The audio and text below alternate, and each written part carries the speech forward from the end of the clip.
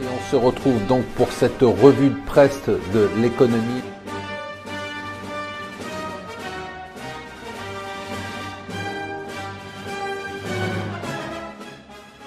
Bonjour et bienvenue sur Mon Financier pour le Morning Zapping vidéo. Nous sommes le mercredi 21 février et on commence par le Brexit. Oui, le Brexit, il faut bien qu'on en parle quand même de temps en temps, surtout qu'on ne comprend absolument rien à ce qui se passe entre ceux qui veulent le hard Brexit, ceux qui nous expliquent qu'il n'y aura pas de Brexit et ceux qui nous disent que le Brexit ressemblera finalement à un statu quo. Hier, c'est une tribune de 62 parlementaires de son propre parti qui a mis le feu aux poudres.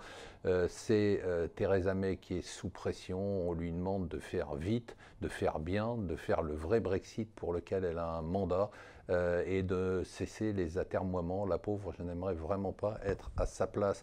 Hier, il y a eu beaucoup d'annonces pour les entreprises, des annonces qui sont quand même ultra significatives parce qu'elles dépassent bien évidemment le cadre pur de la vie d'une entreprise. Quand c'est Walmart qui annonce ses résultats, c'est au-delà de Walmart, c'est toute la distribution qui tremble, surtout que l'action a perdu jusqu'à 10% en séance, effaçant 30 milliards de capitalisation et annonçant que le problème c'était l'e-commerce, c'est-à-dire que Walmart a annoncé qu'ils avaient des difficultés à être en concurrence avec Amazon, on le savait. Alors si Walmart a des difficultés avec ses moyens, on imagine pour les autres géants de la distribution.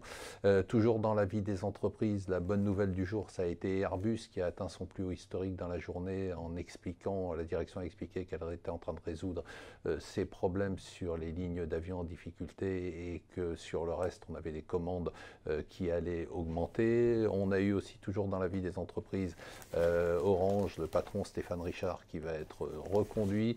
On a aussi, on en parlera, les géants de la mine dont les résultats sont en train d'exploser car il y a énormément de demandes sur les matières premières. Et enfin, on se rassure.